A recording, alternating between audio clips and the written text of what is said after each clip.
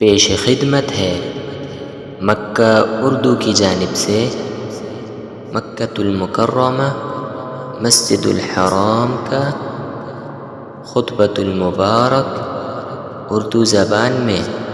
ہر قسم کی تعریف اللہ کے لیے ہے، وہ جسے چاہتا ہے صراط مستقیم کی ہدایت دیتا ہے۔ میں اس پاک ذات کی حمد بیان کرتا ہوں، وہ محسن، شفیق اور مہربان ہے، اور میں گواہی دیتا ہوں کہ اللہ کے سوا کوئی معبود برحق نہیں، وہ ایک ہے، اس کا کوئی شریک نہیں، اور میں گواہی دیتا ہوں کہ ہمارے سردار اور نبی محمد اللہ کے بندہ اور اس کے رسول ہیں۔ آپ درست منہج اور عظیم اخلاق کے مالک ہیں۔ اے اللہ، درود و سلام نازل فرما اپنے بندے اور رسول محمد پر، عام خیر و فضل والی آپ کی آل و اصحاب پر، اور تا قیامت بہت زیادہ سلامتی ہو۔ اما بعد، اے اللہ کے بندو، اللہ کا تقوی اختیار کرو اور اس کے پاس پہنچنے کے لیے شرعی وسیلہ تلاش کرو اور اس سے خوف کھاؤ۔ سعادت مند وہ ہے جو اللہ کا تقوی اختیار کرے اور اپنے آقا کی طرف متوجہ ہو، اور اللہ اسے عزت دے، نعمتوں سے نوازے اور چن لے۔ اللہ تبارک و تعالیٰ کا فرمان ہے، وہ لوگوں جو ایمان لائے ہو، اللہ سے ڈرتے رہا کرو اور اس کے رسول پر ایمان لاؤ۔ اللہ تمہیں اپنی رحمت کا دوہرا حصہ دے گا اور تمہیں نور دے گا جس کی روشنی میں تم چلو پھرو گے، اور تمہارے گناہ بھی معاف فرما دے گا۔ اللہ بخشنے والا مہربان ہے۔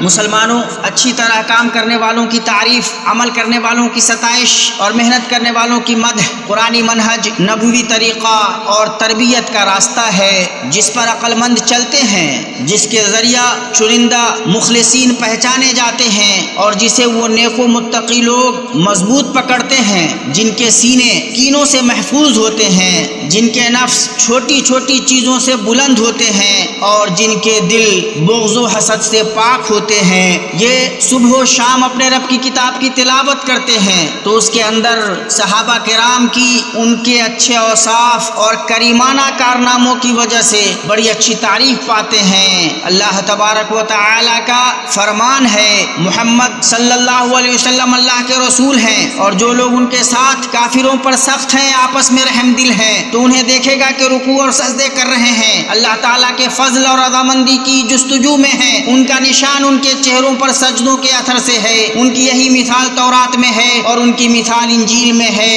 اسی مثل اس کھیتی کے جس نے اپنا انکھوالا نکالا، پھر اسے مضبوط کیا اور وہ موٹا ہو گیا، پھر اپنے تنے پر سیدھا کھڑا ہو گیا اور کسانوں کو خوش کرنے لگا تاکہ ان کی وجہ سے کافروں کو چڑھائے۔ ان ایمان والوں اور نیک اعمال والوں سے اللہ نے بخشش اور بہت بڑے ثواب کا وعدہ کیا ہے۔ اسی طرح اس میں وہ اس امت کی تعریف پاتے ہیں کہ یہ خیر امت ہے، لوگوں میں لوگوں کے لیے سب سے زیادہ نفع بخش ہے، اس لیے کہ وہ اس چیز کا حکم دیتی ہے جس کا حکم اللہ اور اس کے رسول نے دیا ہے، اور اس چیز سے روکتی ہے جسے اللہ اور اس کے رسول نے روکا ہے، اور اس لیے کہ یہ اللہ پر ایمان رکھتی ہے۔ اور یہ بات اللہ تعالیٰ کے اس قول میں ہے، تم بہترین امت ہو جو لوگوں کے لیے پیدا کی گئی ہے، کہ تم نیک باتوں کا حکم کرتے ہو اور بری باتوں سے روکتے ہو اور اللہ تعالیٰ پر ایمان رکھتے ہو۔ وہ اس میں انصار صحابہ کی تعریف پاتے ہیں کیونکہ انہوں نے اپنے مہاجر بھائیوں سے محبت کی اور ان کے ہاتھ میں جو کچھ تھا اس میں انہیں ترجیح دی، ہر چند کہ خود انہیں اس کی شدید ترین ضرورت تھی۔ اور یہ بات اللہ تبارک و تعالیٰ کے اس قول میں ہے، اور ان کے لیے جنہوں نے اس گھر میں یعنی مدینہ اور ایمان میں ان سے پہلے جگہ بنا لی ہے اور اپنی طرف ہجرت کر کے آنے والوں سے محبت کرتے ہیں، اور مہاجرین کو جو کچھ دے دیا جائے اس سے وہ اپنے دلوں میں کوئی تنگی نہیں رکھتے بلکہ خود اپنے اوپر انہیں ترجیح دیتے ہیں، وہ خود کو کتنی ہی سخت حاجت ہو۔ بات یہ ہے کہ جو بھی اپنے نفس کے بخل سے بچایا گیا وہی کامیاب اور بامراد ہے۔ اور جب وہ نبی صلی اللہ علیہ وسلم کی سنت پر نظر ڈالتے ہیں تو اس میں بڑی تعداد میں صحیح حدیثیں پاتے ہیں جن میں محسنین کی اچھی خصلتوں کی تعریف کی گئی ہے۔ آپ صلی اللہ علیہ وسلم نے ابو بکر صدیق رضی اللہ عنہ کی اسلام میں سبقت، اچھی کاوش اور اللہ کی راہ میں مال خرچ کرنے کی وجہ سے تعریف کی۔ بخاری و مسلم نے اپنی اپنی صحیح میں ابو سعید خدری رضی اللہ عنہ سے روایت کیا ہے کہ نبی صلی اللہ علیہ وسلم نے فرمایا، صحبت اور مال کے معاملے میں میرے اوپر سب سے زیادہ ابو بکر کا احسان ہے۔ اور عمر بن خطاب رضی اللہ عنہ سے فرمایا، اس ذات کی قسم جس کے ہاتھ میں میری جان ہے، اگر تمہیں شیطان راستے میں چلتا ہوا دیکھ لے تو وہ اپنا راستہ تبدیل کر کے دوسرے راستے پر چلنے لگتا ہے۔ اسے بخاری اور مسلم نے حضرت سعد بن ابی وقاص رضی اللہ عنہ سے روایت کیا ہے، اور انصار کی تعریف میں وہ حدیث ہے جسے امام بخاری نے اپنی صحیح میں ابو ہریرہ رضی اللہ عنہ سے روایت کیا ہے کہ رسول اللہ صلی اللہ علیہ وسلم نے فرمایا، اگر ہجرت نہ ہوتی تو میں انصار کا ایک فرد ہوتا، اور اگر انصار ایک وادی اور گھاٹی میں چلیں تو میں انہی کی وادی اور گھاٹی میں چلوں گا۔ انصار تو اندر کا کپڑا یعنی استر ہیں، اور دوسرے لوگ باہر کے کپڑے یعنی ابرہ ہیں۔ اس سے ان کے عظیم مقام اور نبی صلی اللہ علیہ وسلم سے شدید قربت کا پتہ چلتا ہے۔ اور حسن و حسین رضی اللہ عنہما کی تعریف میں وہ حدیث آئی ہے جسے امام ترمذی نے اپنی جامع میں صحیح سند سے ابو سعید خدری رضی اللہ عنہ سے روایت کی ہے کہ نبی صلی اللہ علیہ وسلم نے فرمایا، حسن اور حسین اہل جنت کے جوانوں کے سردار ہیں۔ اور آپ صلی اللہ علیہ وسلم نے عبد قیس کے اشج کی تعریف کی جب وہ اپنی قوم کے ساتھ آپ صلی اللہ علیہ وسلم کے پاس آئے۔ آپ صلی اللہ علیہ وسلم نے ان سے فرمایا، تمہارے اندر دو خصلتیں ایسی ہیں جنہیں اللہ پسند فرماتا ہے، بردباری اور سنجیدگی۔ اسے مسلم نے اپنی صحیح میں روایت کیا ہے۔ اس کے علاوہ بھی بہت سی حدیثیں ہیں جو احادیث کی کتابوں میں مناقب کے ابواب میں درج ہیں۔ اس لیے اس میں کوئی تعجب کی بات نہیں کہ اس قرآنی منہج اور نبوی طریقہ کا اس امت کے سلف اور چنیدہ لوگوں کے دلوں میں بہت گہرا اثر ہو۔ اسی لیے ان کی سیرتیں ان لوگوں کی خوش آئند اچھی تعریف سے بھری ہوئی ہے جو اپنے اچھے کاموں اور شیریں خصلتوں سے اس کے مستحق تھے۔ یہ امام سفیان ثوری اور امام عبداللہ بن مبارک ہیں، دونوں فرماتے ہیں۔ امام ابو حنیفہ اپنے زمانے کے سب سے بڑے فقیہ تھے، اور یہ امام شافعی ہیں، اپنے استاد امام مالک رحمہ اللہ کے بارے میں فرماتے ہیں، جب علماء کا ذکر ہو تو امام مالک ستارہ ہے، اور امام مالک مخلوقات پر اللہ کی حجت ہے۔ اور امام شافعی رحمہ اللہ اپنے شاگرد امام احمد ابن حنبل رحمہ اللہ کے بارے میں فرماتے ہیں، میں بغداد سے نکلا اور وہاں کوئی آدمی احمد بن حنبل سے بڑھ کر افضل ذی علم، فقیہ اور متقی نہیں تھا۔ اور امام احمد بن حنبل رحمہ اللہ امام شافعی رحمہ اللہ کے سلسلے میں فرماتے ہیں، جس نے بھی اپنے ہاتھ میں قلم اور دوات پکڑا ہے اس کی گردن پر امام شافعی کا احسان ہے۔ اور یہ امام مسلم رحمہ اللہ ہے، امام بخاری رحمہ اللہ سے ایک حدیث کے بارے میں پوچھتے ہیں اور وہ اس حدیث کی علت بیان فرماتے ہیں، تو امام مسلم ان سے کہتے ہیں،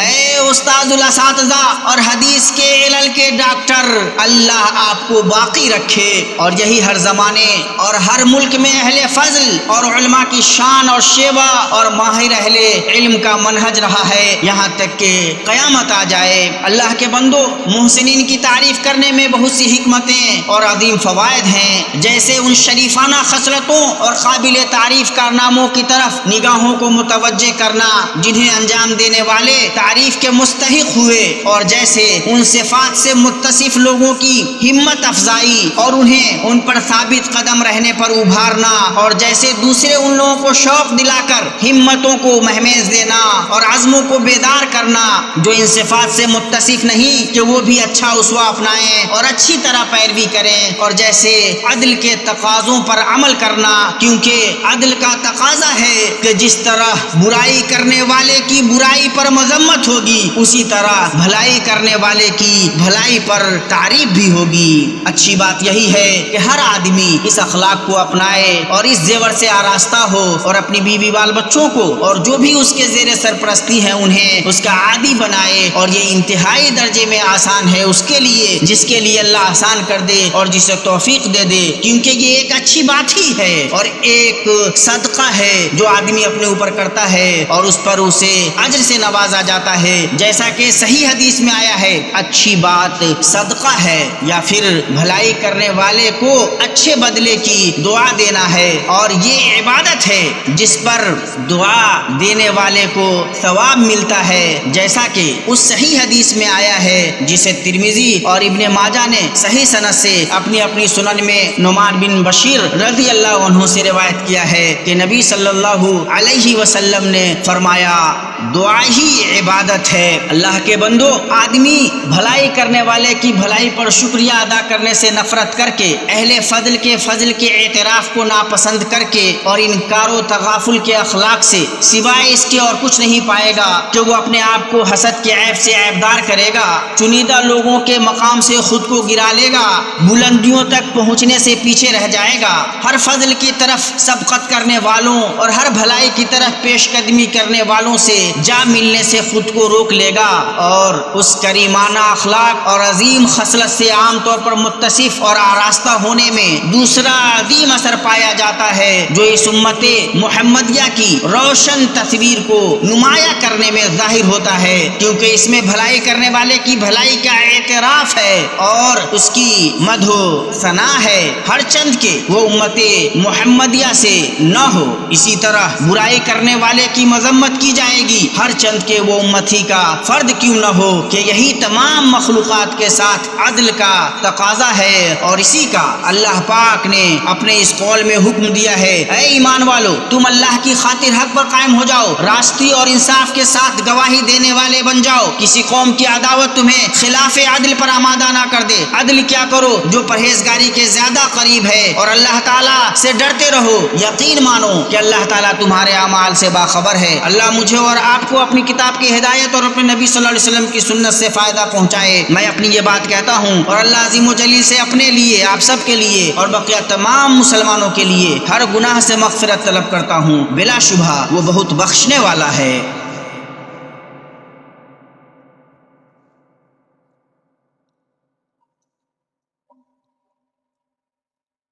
بلا شبہ ہر قسم کی تعریف اللہ کے لیے ہے، ہم اس کی حمد بیان کرتے ہیں، اس سے مدد مانگتے ہیں اور اس سے مغفرت طلب کرتے ہیں، اور اپنے نفسوں کی شرارتوں اور اعمال کی برائیوں سے اللہ کی پناہ مانگتے ہیں۔ اللہ جسے ہدایت دے اسے گمراہ کرنے والا کوئی نہیں، اور جسے گمراہ کرے اسے کوئی ہدایت دینے والا نہیں، اور میں گواہی دیتا ہوں کہ اللہ کے سوا کوئی معبود برحق نہیں، وہ ایک ہے، اس کا کوئی شریک نہیں، اور میں گواہی دیتا ہوں کہ محمد اللہ کے بندہ اور اس کے رسول ہیں۔ اے اللہ درود و سلام نازل فرما اپنے بندے اور رسول محمد اور ان کے اعلیٰ اصحاب پر۔ اما بعد، اے اللہ کے بندو، بھلائی پر بھلائی کرنے والے کی تعریف میں سے یہ نہیں ہے کہ تعریف کرنے میں مبالغہ اور اسراف سے کام لیا جائے، یہی وہ چیز ہے جس کی ممانعت اس حدیث میں آئی ہے جسے بخاری و مسلم نے اپنی صحیح میں ابو سعید خدری رضی اللہ عنہ سے روایت کی ہے، اور الفاظ بخاری کے ہیں۔ انہوں نے کہا نبی صلی اللہ علیہ وسلم نے ایک آدمی کو سنا کہ وہ ایک آدمی کی تعریف کر رہا ہے اور تعریف میں مبالغہ کر رہا ہے، تو آپ صلی اللہ علیہ وسلم نے فرمایا تم نے اسے ہلاک کر دیا، یا پھر یہ کہا تم نے آدمی کی پیٹھ کاٹ دی۔ پتہ چلا کہ ممانعت سے مراد مبالغہ اور افراد کے ساتھ تعریف کی ممانعت ہے، جس کی دلیل یہ ہے کہ وہ آدمی تعریف میں مبالغہ کر رہا تھا، اور تعریف میں مبالغہ کا مطلب یہ ہے کہ تعریف میں حد سے گزر جایا جائے، جیسا کہ اہل علم نے کہا کہ اس صورتحال میں جس کی تعریف کی جا رہی ہے وہ اس سے معمول نہیں ہوتا کہ وہ کبر و غرور میں مبتلا ہو جائے، کیونکہ اس کا گمان یہ ہوگا کہ وہ اس مقام پر فائز ہے، اور یوں وہ عمل نہ کرے گا اور مزید بھلائی حاصل کرنا چھوڑ دے گا، اور مبالغہ کے ساتھ جس چیز سے اسے متصف بتایا گیا ہے اس پر بھروسہ کر لے گا۔ اس لیے صحیح مسلم میں مقداد رضی اللہ عنہ سے نبی صلی اللہ علیہ وسلم کا جو فرمان مروی ہے کہ تعریف کرنے والوں کے چہروں پر مٹی جھونک دو، اس سے وہ لوگ مراد ہیں جو لوگوں کی تعریف ان کے سامنے ایسی چیز پر کرتے ہیں جو ان میں نہیں ہوتی، جہاں تک اس تعریف کی بات ہے جو ان میں ہو تو وہ اس ممانعت میں داخل نہیں، وہیں طور کہ وہ اس کی تعریف میں یوں کہے میں اسے اسی طرح گمان کرتا ہوں اور اللہ ہی اس کے متعلق صحیح علم رکھنے والا ہے، اور میں اللہ کے بالمقابل کسی کا تزکیہ نہیں کرتا، جیسا کہ اس حدیث میں آیا ہے جسے بخاری و مسلم نے ابو بکر رضی اللہ عنہ سے اپنی صحیح میں روایت کیا ہے۔ اور محسن کو چاہیے کہ اس کا ارادہ اللہ تبارک و تعالیٰ کی رضا ہو اور وہ لوگوں کی تعریف کی پرواہ نہ کرے۔ اللہ تبارک و تعالیٰ محسنین کے بدلوں کو ضائع نہیں کرتا، اور جو بھی آدمی اللہ تبارک و تعالیٰ کی رضا چاہے گا اللہ اسے کامیاب کرے گا۔ اللہ کے بندو، اللہ کا تقوی اختیار کرو، اللہ کی سب سے بہتر مخلوق محمد بن عبداللہ پر درود و سلام بھیجو، تمہیں اس کا حکم اللہ کی کتاب میں دیا گیا ہے۔ اللہ پاک نے کریمانہ بات کہی ہے، اللہ تعالیٰ اور اس کے فرشتے اس نبی پر رحمت بھیجتے ہیں، اے ایمان والو تم بھی ان پر درود بھیجو اور خوب سلام بھی بھیجتے رہا کرو۔ اے اللہ تو جہانوں میں درود نازل فرما آل محمد پر، جیسا کہ تو نے ابراہیم اور آل ابراہیم پر درود نازل فرمایا، بلا شبہ تو قابل تعریف اور صاحب شوکت ہے۔ اے اللہ تو جہانوں میں برکت نازل فرما محمد اور آل محمد پر، جیسا کہ تو نے برکتیں نازل کی ابراہیم اور آل ابراہیم پر، بلا شبہ تو قابل تعریف اور صاحب شوکت ہے۔ اور اللہ تو راضی ہو جا چاروں خلفاء ابو بکر، عمر، عثمان اور علی اور بقیہ سارے صحابہ صحابہ و تابعین سے اور تا قیامت جو درست طریقے سے ان کی پیروی کریں ان سے، اور انہی کے ساتھ ہم سے بھی اپنے کرم و احسان سے۔ اے اکرم المکرمین، اے اللہ اسلام اور مسلمانوں کو غلبہ عطا کر، اے اللہ اسلام اور مسلمانوں کو غلبہ عطا کر، اے اللہ اسلام اور مسلمانوں کو غلبہ عطا کر، دین کی حفاظت فرما، اپنے موحد بندوں کی مدد کر، اور اس ملک کو اور مسلمانوں کے بقیہ تمام ملکوں کو پر امن و پر سکون بنا۔ اے اللہ ہمیں اپنے وطن میں امن سے نواز، ہمارے سربراہوں اور حکمرانوں کی اصلاح فرما، ہمارے سربراہ کے حق سے تائید کر اور انہیں نیک مشیروں سے نواز، اور اے دعا کے سننے والے انہیں تو اپنی مرضی و منشا کے مطابق چلنے کی توفیق دے۔ اے اللہ انہیں اور ان کے ولی عہد کو اس کی توفیق دے جس میں اسلام اور مسلمانوں کی بھلائی ہو اور جس میں بندوں اور ملک کا مفاد ہو۔ اے اللہ اے قیامت کے دن کے مرجع، اے اللہ ہمارے دین کی اصلاح فرما جس میں ہمارے معاملے کی حفاظت ہے، اور ہماری دنیا کی اصلاح فرما جس میں ہماری معیشت ہے، اور ہماری آخرت کی اصلاح فرما جس کی طرف ہمیں لوٹ کر جانا ہے، اور زندگی کو ہمارے لیے ہر بھلائی میں اضافے کا باعث بنا، اور موت کو ہر شر سے نجات کا ذریعہ بنا۔ اے اللہ تمام معاملات میں ہمارا انجام درست کر، اے اللہ ہمیں دنیا کی رسوائی اور آخرت کے عذاب سے بچا۔ اے اللہ ہم تیری نعمت کے ختم ہونے، تیری عافیت کے بدلنے، یک لخت تیرے عذاب اور تیری ہر ناراضگی سے پناہ چاہتے ہیں۔ اے اللہ ہمیں اور دے اور کم نہ کر، نواز اور محروم نہ کر، عزت دے ذلیل نہ کر، ہمیں ترجیح دے اور ہم پر کسی کو ترجیح نہ دے، ہمیں راضی کر اور ہم سے راضی ہو جا۔ اے اللہ ہمارے مزاح اور سنجیدگی میں اور غلطی سے اور جان بوجھ کر کیے گئے تمام گناہوں ہر اور اس گناہ کو بخش دے جو ہم سے سرزد ہوئے۔ اے اللہ جو ہم نے آگے بھیجا اور جو پیچھے کیا، جو چھپایا اور جو ظاہر کیا اور جسے تو ہم سے زیادہ واقف ہے، سب کو بخش دے۔ اے اللہ تو ہی مقدم ہے اور تو ہی مؤخر ہے اور تو ہی ہر چیز پر قادر ہے۔ اے اللہ تو ہمارے مریضوں کو شفا دے، ہمارے گزر چکے لوگوں پر رحم فرما، جو تیری مرضی کے مطابق ہوں ہماری ان آرزوؤں کو پوری کر، باقی رہنے والے نیک اعمال پر ہمارے اعمال کا خاتمہ کر۔ اے اللہ دلوں کو تقویٰ دے، ان کا تزکیہ کر، تو ہی سب سے زیادہ تزکیہ کرنے والا ہے۔ اے ہمارے رب ہم نے اپنا بڑا نقصان کیا، اور اگر تمہاری مغفرت نہ کرے گا اور ہم پر رحم نہ کرے گا تو ہم واقعی نقصان پانے والوں میں ہو جائیں گے۔ اے ہمارے رب ہمیں دنیا میں نیکی دے اور آخرت میں بھلائی دے، اور ہمیں جہنم کے عذاب سے بچائے۔ اللہ درود و سلام نازل فرما اپنے بندے اور رسول محمد اور آپ کے آل و صحاب پر، اور ہر قسم کی تعریف اللہ رب العالمین کے لیے ہے۔